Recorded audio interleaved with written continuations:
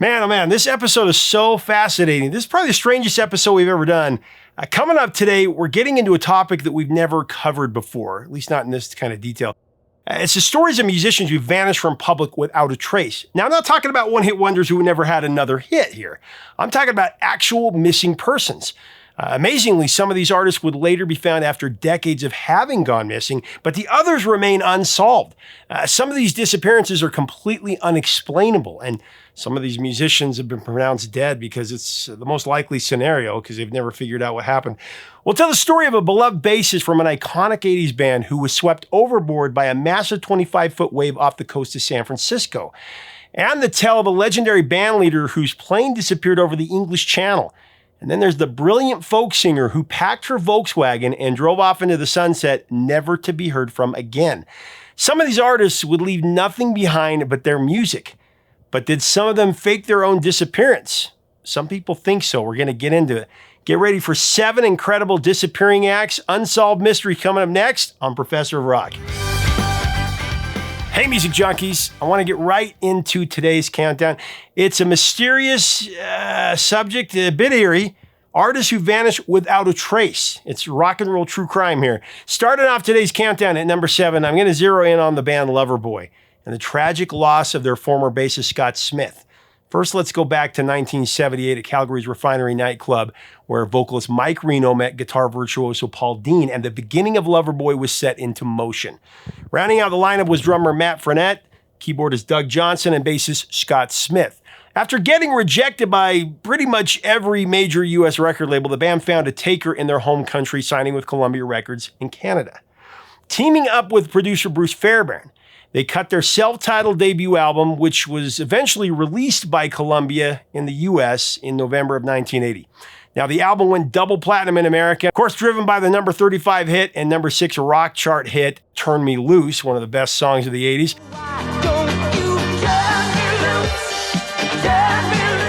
The band's momentum grew even stronger in 1981 with their second album, Get Lucky. That one moved 4 million copies in the States, of course, powered by their signature anthem, Working for the Weekend. What a great song.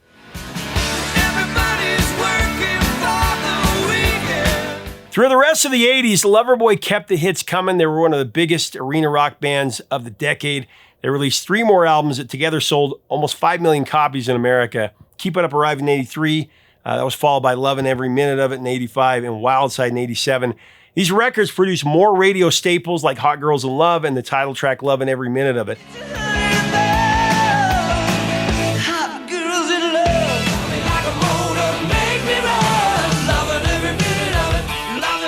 Now, in 1986, the Top Gun track Heaven in Your Eyes soared to number 12 on the Hot 100, big power ballad. After that, they'd add one more top 40 hit with Notorious.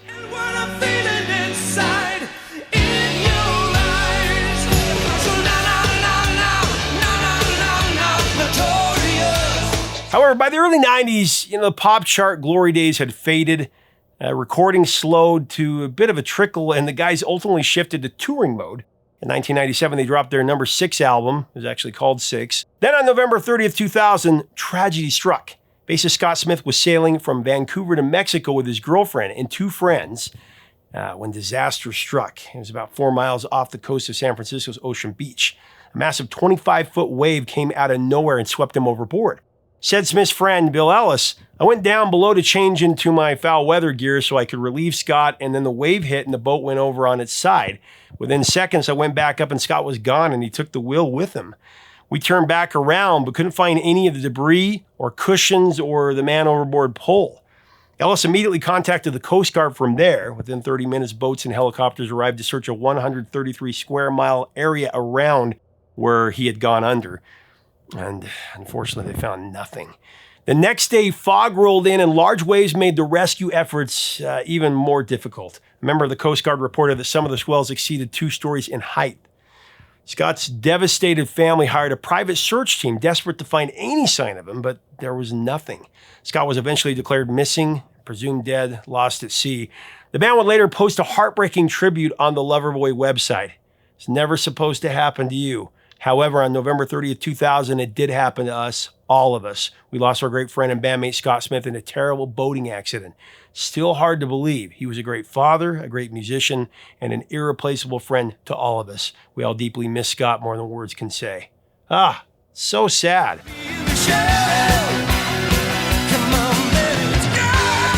All right, coming in at number 6 is the man behind one of the greatest tracks of the 70s. Talking about Gerry Rafferty, the mastermind behind Baker Street. Winding your way down on Baker Street. This is a really interesting story. So Rafferty's career kicked off in the late 60s as a member of the Humble Bums. After that band fizzled out due to lack of commercial success, Transatlantic Records offered him a solo deal. The result was Can I Have My Money Back? A beautiful blend of folk and gentle pop that showcased Rafferty's gift for songwriting. Unfortunately, though, the album went nowhere commercially. It's a good one. You should look it up. I'll link to it. Rafferty then joined Stealers Will in 1972. He and his longtime friend Joe Egan, they co-founded the band that year in Paisley, Scotland. Their debut album, Stealers Will, was released in 1972, and of course their hit Stuck in the Middle with You, a little impersonation of Bob Dylan that they did. Jokers to the right, here I am, stuck in the middle with you. Then 1978 arrived and everything changed. City to City raised Rafferty's profile dramatically and gave him a hit single that would become legendary. Of course, I'm talking about Baker Street. With its iconic sax intro performed by Raphael Ravenscroft, that became a multi-million seller and barely missed topping the US and UK charts. I just put it in my top 10 songs of all time countdown.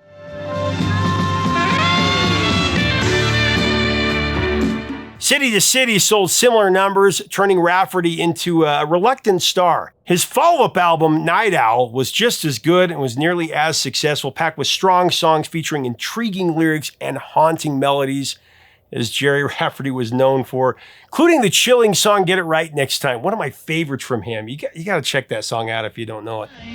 'Cause if you get it wrong, you'll get it right next time.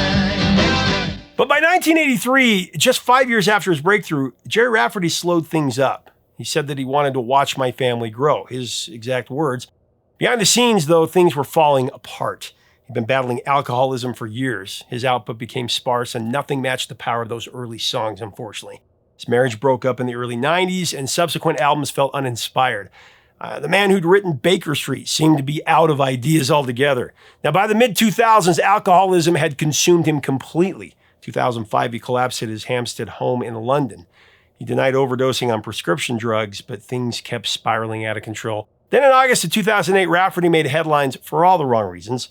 After a 4-day bender at London's Westbury Hotel, he trashed his room so badly that carpets, curtains, and the bed frame had to be incinerated. The hotel director told a Scottish newspaper there was blood and urine everywhere. From there, Rafferty checked into St. Thomas Hospital for liver problems. And in the middle of the night, he walked out, leaving his clothes and belongings all behind. Then he just vanished. For 6 months, nobody knew where he was. Media outlets reported the singer missing. Others ran rumors that Rafferty might have been kidnapped. The man who had written some of the greatest songs of the 70s had completely disappeared from public life, and nobody knew where he was. But then supposed sightings started popping up. Someone claimed they served him at a restaurant near Piccadilly Circus. Another believed they spotted him at a hotel near there. The Guardian eventually confirmed that the 61-year-old Rafferty was in fact alive and living and hiding in southern England, being cared for by a friend. But he was missing for like 7 or 8 months. Nobody knew where he was. A lot of people thought he might have been dead. Though he was eventually found a couple years later, he would actually pass away in 2011. But for those 7 or 8 months in 2008 to 2009, Gerry Rafferty was a ghost, lost to the world that was once celebrating his genius. We still are, though, really.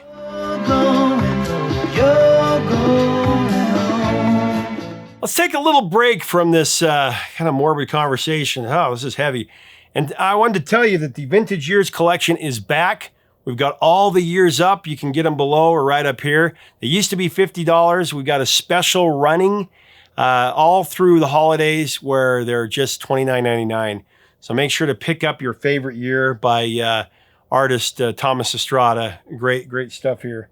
I like 71 and 84 are my favorites, so check it out. In at number 5, I've got The Disappearance of David Glasper from Breathe. Now, Breathe formed in London back in 1982. Fronted by vocalist David Glasper, the band was made up of a group of longtime friends who had attended school together in Hampshire. The other founding members were guitarist and keyboardist Marcus Lillington, bassist Phil Harrison, drummer Ian Spice, a.k.a. Spike, and Michael Delente on bass guitar. Now, 1985 was the year that the band was picked up by British label Siren Records, and they were distributed in the U.S. by A&M. That same year, they went into the studio to start recording their debut, All That Jazz, a great debut album. They did that with producer Bob Sargent.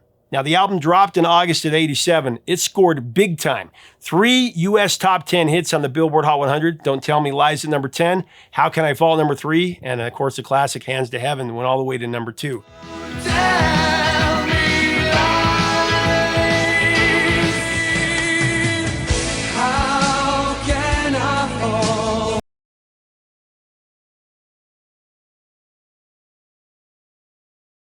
The big songs of the summer of 1988, Hands to Heaven, just a beautiful vocal on that. All That Jazz would eventually sell 1 million in the US and become a massive debut for this band. It went to number 34 on the albums chart. They really were the rookies of the year in '88 with those 3 big hits.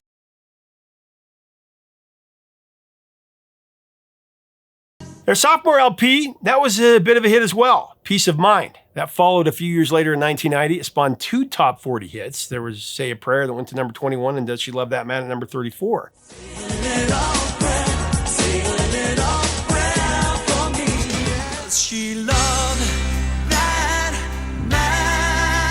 Being a minus a big smash hit, Peace of Mind folded pretty quickly from there.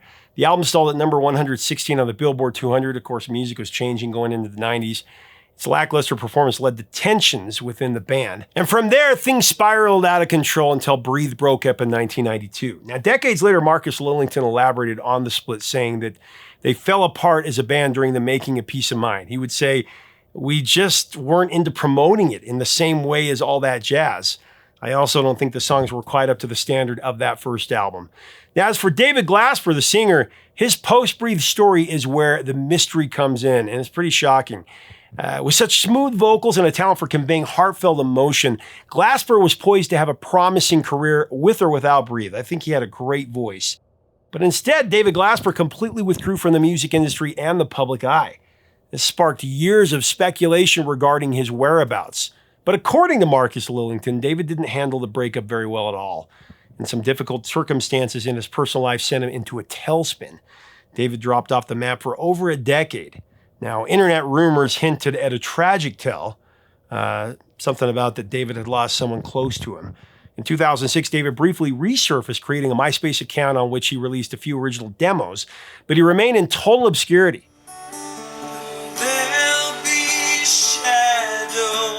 In the years that followed, he would occasionally post videos of himself playing guitar on YouTube, reportedly from somewhere off the grid in like Thailand. But David has never shown any indication that he plans on returning to the limelight. When asked to comment on David's situation some years ago, Marcus would say, I don't really know what's happened to him out in the Far East, but even if I did, I think that's his story to tell. I hope someday, I would love to interview David Glasper. I just think he was such an incredible singer.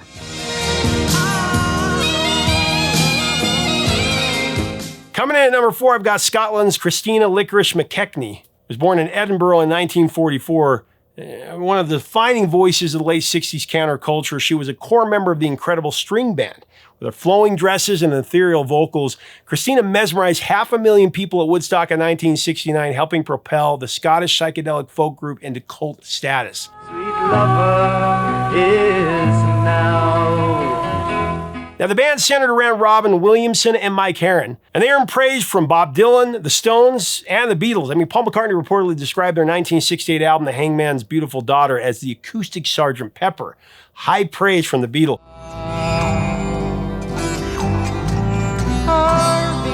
Between 1967 and 1972, Licorice appeared on several string band albums, contributing dreamy harmonies and percussion. She just had such a great voice. But by 1972, her relationship with Williamson had ended, and she left the band. After the incredible string band dissolved in '74, Licorice stayed in the U.S., settling in L.A.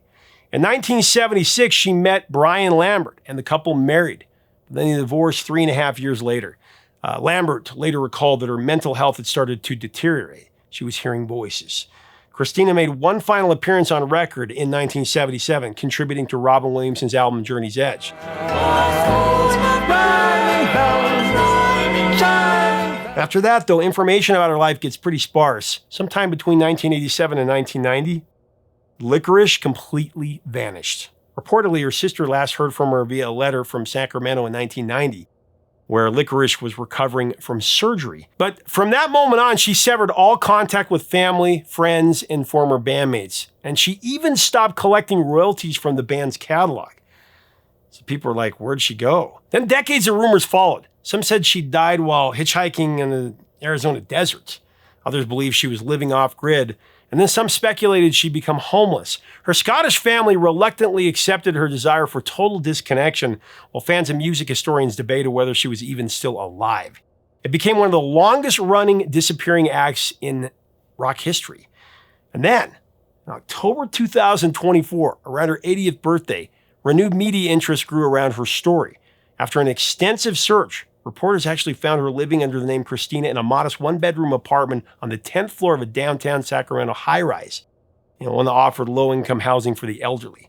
Photographed on a cold November morning, the singer appeared as a frail figure in a puffy coat and knitted hat, using a walking aid and chain smoking. When shown the photographs, her ex-husband Brian Lambert reacted with stunned amazement. Wow, I'm amazed that she's still alive after all this time. Neighbors in her building, they only knew her as the reclusive Christina with a faint Scottish accent. None of them were aware that they shared a building with a Woodstock veteran and a 60s icon. Nearly 40 years after walking away from public life, one of the most enigmatic figures of the Woodstock generation was amazingly found alive. Unbelievable. Everything's fine right now. Next at number 3, it's Richey Edwards from the Manic Street Preachers. Formed in Blackwood, South Wales in 1986, the Manic Street Preachers lineup consisted of James Dean Bradfield on vocals and guitar, Nicky Wires on bass, Sean Moore on drums, and Richey Edwards on rhythm guitar. Their early singles, including Suicide Alley in 1988, were limited pressings handed out at gigs and to journalists.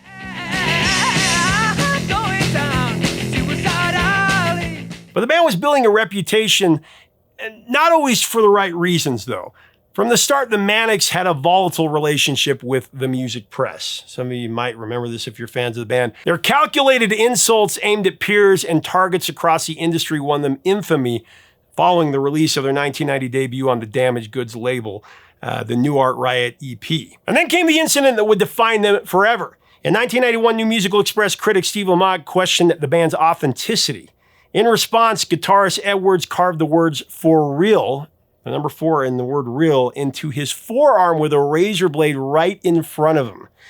It was a shocking, brutal act that captured just how intense and uncompromising Edwards was. The music press, they couldn't look away. The band's manifesto was explicit. Rock bands should tear down the previous generation, release one explosive album, and then disappear. That was their philosophy. Singles like Motown Junk and You Love Us came out on the Heavenly Records label before the band signed a major deal with Sony in May of 1991.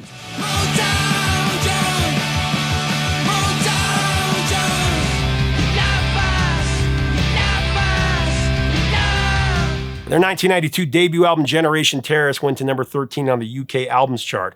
Unfortunately, it did not outsell Guns N' Roses' Appetite for Destruction, as they'd hoped, nor did the band split immediately afterwards, as they'd promised.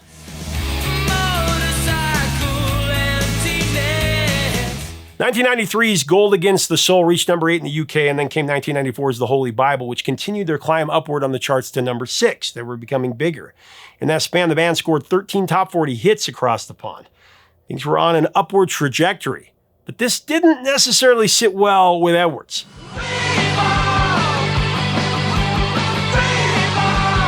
On February 1st, 1995, Edwards was supposed to fly to the U.S. to promote the album The Holy Bible and join the Manic Street Preachers on a U.S. tour. Instead, he vanished from his London hotel shortly before he was expected at the airport. This is crazy. In the days leading up to his disappearance, Edwards was described as withdrawn and anxious about the Manic Street Preachers' upcoming U.S. promotional tour. He spent his last evening with his bandmate, James Dean Bradfield, and a female visitor named Vivian. This was in his hotel room at the Embassy Hotel in London. There, he was reportedly listening to new demos and expressing ambivalence about future plans for the band. That morning, February 1st, Edwards checked out of his hotel at 7 a.m., very early, He took his wallet, his keys, his passport, and some Prozac, but he left several personal items behind. Then he drove to his flat in Cardiff, and he left his passport and a Severn Bridge toll booth receipt. Then he was reportedly seen at both a Newport passport office and a bus station soon afterward, further muddying the timeline. 16 days later, Edwards' car was discovered abandoned near the Severn Bridge, a well-known location where people would try to take their own lives. Inside were photographs of his family taken weeks prior and other personal effects. Despite exhaustive police searches, public appeals, and calls from family and bandmates, no trace of Edwards has ever been discovered. His fate remains one of rock music's most enduring mysteries. Edwards has been the subject of persistent rumors, reported sightings around the globe, all across the board. Numerous alleged sightings have been reported in the years since, everywhere from the Canary Islands to India, though none have ever been confirmed. Edwards' family refused to have him declared officially dead for years, holding out hope that he was still alive. 2019 authors Leon Noakes and Sarah House Roberts released a book called Withdrawn Traces, Searching for the Truth about Richey Manic. The work suggests Edwards may have staged his own disappearance, choosing to walk away from fame and the pressures that came with it. When he was officially declared dead in absentia on November 23, 2008, the question still lingers for fans of the Manic Street Preachers. Did Edwards take his own life at Severn Bridge, or is he still out there somewhere, living in anonymity? Finally free of the weight of the world that he could never quite carry. Maybe we'll find out someday.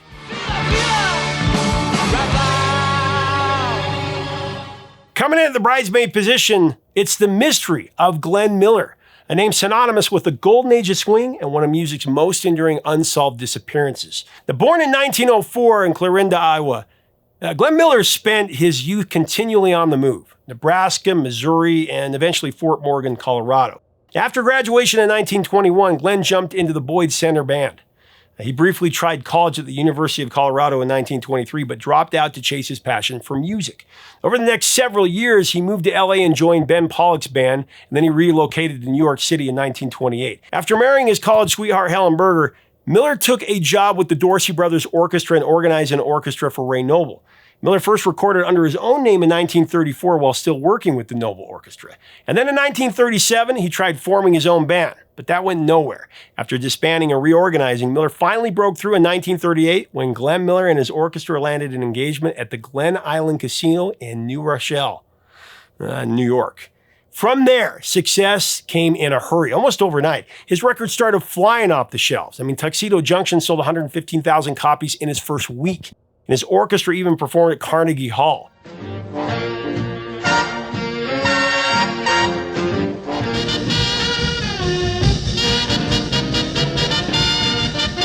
Then came the big one. In 1942, RCA Victor presented Miller with his first ever gold record for Chattanooga Choo Choo, which became one of the most successful recordings in music history. Hey boy, is that the Chattanooga Choo Choo? Yes, yes. But at the height of his popularity, in 1942, Glen Miller made a stunning decision. He walked away from civilian life to volunteer for the war effort. At the age of 38, he was too old to be drafted, and at first the military told him they didn't need his services. But Glen Miller persisted until he secured his place as the leader of an army band. He quickly rose through the ranks to captain, entertaining Allied forces wherever they needed morale. His impact was enormous. Glen Miller formed a 50-piece Army Air Force band and took them to England in the summer of 1944, giving upwards of 800 performances. He was promoted to major and even recorded at Abbey Road Studios. Of course, the same place where the Beatles would later make history. The Army Air Force. Then came December 15, 1944. Glen Miller was scheduled to fly from the UK to France to help organize his band for a more permanent setup in Paris. However, his single-engine plane never made it. The aircraft was lost somewhere over the English Channel. Peanuts Hucko, who played clarinet in Miller's band, recalled arriving at Orly Airfield in France 3 days later to complete chaos. He said, and I quote, "It was a mess, really a mess. All these soldiers all around, and the weather was terrible. It was raining and mud all over the place. The day after Miller's plane disappeared, the Battle of the Bulge erupted in nearby Belgium, so a missing plane didn't raise immediate alarms amid the larger crisis. Hours after landing, their manager, Army Lieutenant Don Haynes, tried tracking down Glen Miller. Eventually, he gathered the men and delivered the devastating news. Guys, I don't know how to tell you this, but Glen is unofficially missing. He never arrived in Paris. Hucko remembered the room falling completely silent. It's still unofficial, but it doesn't look good, is what Haynes would say. More than likely, the plane encountered freezing temperatures and heavy cloud cover. Now, most experts believe a navigational or mechanical failure brought it down in the channel, but over the years, wider theories have emerged. Some claim that Miller was actually a spy assassinated during secret peace negotiations with Germany. Others insisted he made it to France but died of a heart attack in a Paris brothel, and with the government covering it up to protect his reputation. But the simplest explanation, of course, remains the most likely. A tragic accident over the English Channel that took one of America's greatest musical talents far too soon. Rest in peace. Chattanooga choo-choo, won't you choo-choo me home? Chattanooga. All right, coming into number one, I've got a really interesting one. Connie Converse. Now, born Elizabeth Eaton Converse on August 3rd, 1924 in New Hampshire, Connie grew up in a prominent Baptist minister's household. From the beginning, she was extraordinary, excelling at poetry, painting, and performance. By high school graduation, she'd won 8 of 12 achievement awards as valedictorian. Her success was so overwhelming, it actually embarrassed her modest parents. But despite receiving generous scholarships to Mount Holyoke College, Connie made a decision that shocked everyone. She dropped out to pursue music in New York City. Her parents were heartbroken, worried she was running away from him. But Connie, she had her own vision. She quickly found an apartment in Greenwich Village on Grove Street, right as the Beat generation was taking shape, and landed editorial work at the Institute for Pacific Studies to pay the bills. Soon after, she started teaching herself guitar and she started writing songs. Her approach was deliberately spare and minimalist, just her voice and acoustic guitar. She wrote around 40 songs total, including original love songs like The Moon Has No Heart and female empowerment anthems like Roving Woman. The moon had no heart, people say a roving woman. She recorded everything in her apartment with Gene Deitch, a World War II veteran who owned a tape recorder. Gene became completely captivated by her work, later reflecting that few were as intelligent or literate or beautiful as Connie, and that her songs still haunted him decades later. In 1954, through Deitch's connections, Connie landed a spot on Walter Cronkite's CBS morning show. With everything I see, talking like you. 2 years later, she recorded an album for her brother Phil called Musics, Volume 1 and 2. Seemed like things were finally happening for her and she was going to go big. But it didn't happen. Despite her undeniable talent and the efforts of Gene Deitch and others to promote her, Connie could not land a record contract. The TV appearances, they led nowhere. Labels kept rejecting her. By 1961, defeated and heartbroken, Connie packed up and left New York behind. She moved to Ann Arbor, Michigan, near her brother Phil, and found work at the University of Michigan's Journal of Conflict Resolution. Now, first as a secretary, and then as an editor. She never composed new music ever again. According to Phil, Connie had decided she wasn't going to make it as a musician, and it really hurt her deeply. Over the next decade, her depression deepened. Concerned colleagues even pooled money to send her on an 8-month sabbatical to London, but it only provided temporary relief. Then in the summer of 1974, just before her 50th birthday, Connie wrote letters to her family and friends announcing she was heading west to start a new life. She packed up her VW Beetle and drove out of Ann Arbor. And nobody, including her family, ever heard from her again. Phil believed Connie drove her car off a bridge somewhere west of Michigan, possibly in North Dakota. However, a few years after she disappeared, he discovered that someone named Elizabeth Converse was listed in a phone book in Kansas City. He chose not to follow that lead, though. He didn't want to try to find her. He wanted to respect what he saw as her own personal choice. Now, reportedly, Connie had once told Phil that if anything should be left entirely up to a person, it was whether or not they should live or die. So that's where that came from. Connie's fragile homemade reel-to-reel tapes gathered dust for decades, until 2004. This is when music historian David Herman played 2 of her songs on his WNYC radio show. The broadcast caught Gene Deitch's attention, and soon a wider circle of music lovers began searching out every surviving recording. In 2009, the compilation How Sad, How Lovely was finally released. Critics praised it, and her music began appearing in films and TV shows. Just whippoorwill all the night through. It's amazing. What began as a private recording made by a woman who thought no one would ever hear her music became more than a half a century later one of the most poignant rediscoveries in American folk history. She became famous after she was gone. But whatever became of Connie Converse? The mystery remains unsolved. Be someone there to take me home. Well, there you have it. Musicians who went missing. Some have been found, some have never been found. Leave us a comment below and tell us, what do you think happened with these? Would love to see if we could track down David Glasper, because I love Bree's stuff. That first album is one of my favorites from that year. And gosh, Connie Converse, I wonder what's happening with her. Let's have a great discussion below. Let's celebrate what they brought to the music world. And if you like our content, we invite you to subscribe. We'd love to have you as part of our community. Until next time, 3 chords and the truth, my friends.